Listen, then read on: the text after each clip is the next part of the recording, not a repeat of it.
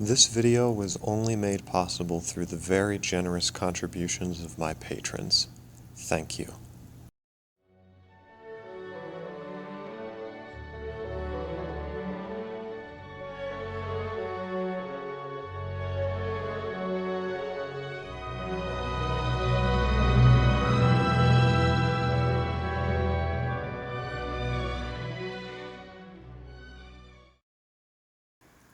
The most fundamental philosophical question is, why does anything exist at all? Other ways to phrase the question are, what are the conditions of existence? What does it mean to exist at all? What does it mean to be something? The study of this question Heidegger sometimes terms existential ontology, where ontology means the study of how something exists. Therefore, existential ontology means the study of how existence itself exists. Heidegger argues, rather straightforwardly, that this ought to be the most fundamental question because it presupposes everything else we could possibly talk about, insofar as everything we could possibly talk about is an existing thing.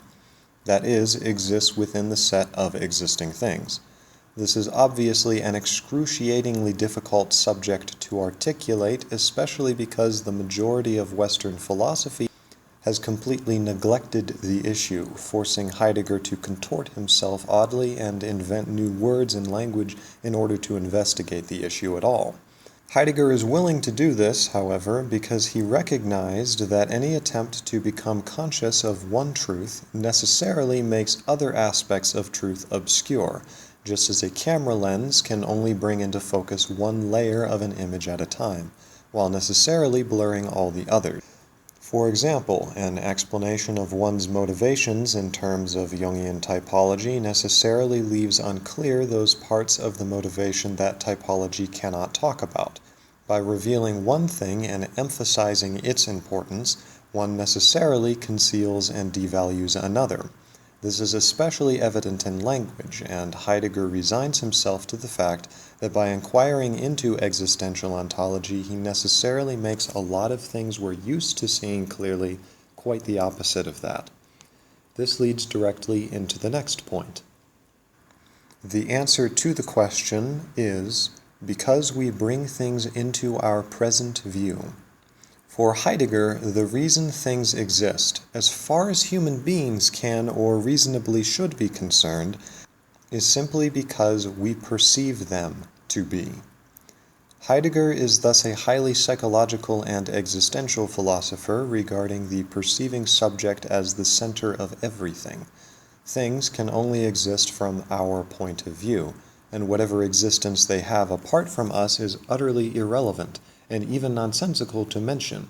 Things are, and are the way they are, because that is how we represent them to ourselves, and things change in their nature for us depending on the point of view from which we view them, and which traits we emphasize in them at a given point.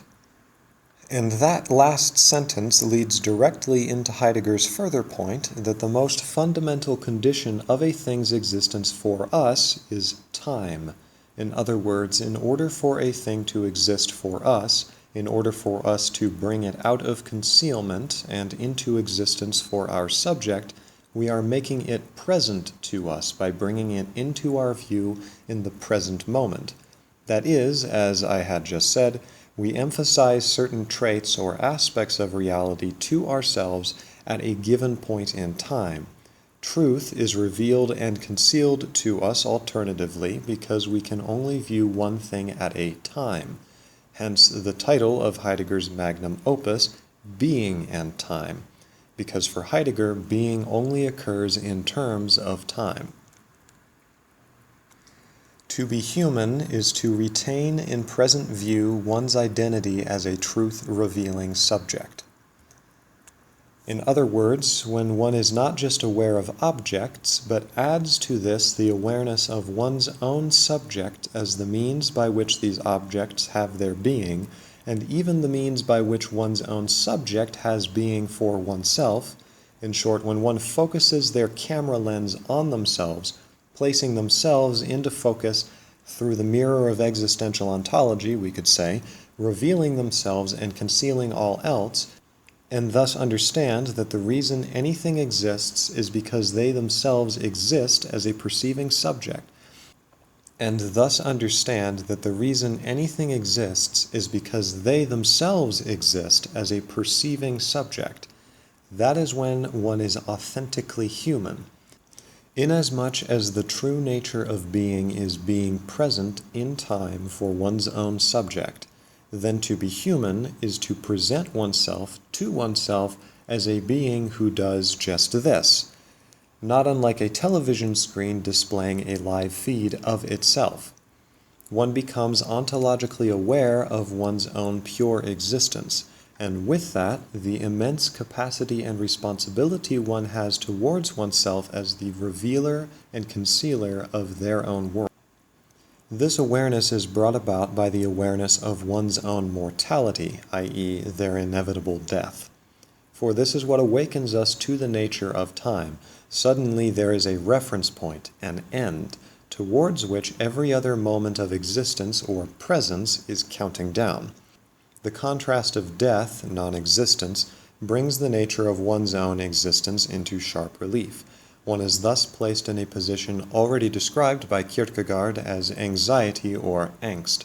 One suddenly realizes that there is an infinitude of concealed things one might experience, but only a finitude of moments in which to reveal them. We all in some way or other flee from this revealing of our own nature by revealing other objects instead. Heidegger calls this being in the world, the opposite of authenticity, where one's subject is concealed by the continual revelation of objects. One loses oneself in the dance of external necessity and refuses to face the fact that they are responsible for themselves, not anyone or anything else. However, if one faces and overcomes this angst, one becomes resolved to make the most of oneself as a perceiving subject, by remaining open to the infinitude of possible views that might reveal themselves to the subject, instead of willingly concealing them through dogmatic focus on one comfortable view. One embraces their alienation from everything as part and parcel of being human, of being a being-perceiving being. In a sense, Heidegger concludes, along with Socrates, that the unexamined life is not worth living. To help people take ownership of their lives by remaining open to new views of the world is Heidegger's philosophy in a nutshell. Dear viewer, thank you so much for listening. I hope you enjoyed this video and found it useful. If you would like to view more content like this in the future, please check out my Patreon page, linked here. Donations make it possible for me to continue producing content regularly and with greater care, and they also come with rewards and bonuses listed on the page. Either way, it really does mean the world to me. Thank you so much for watching, and I wish you the best.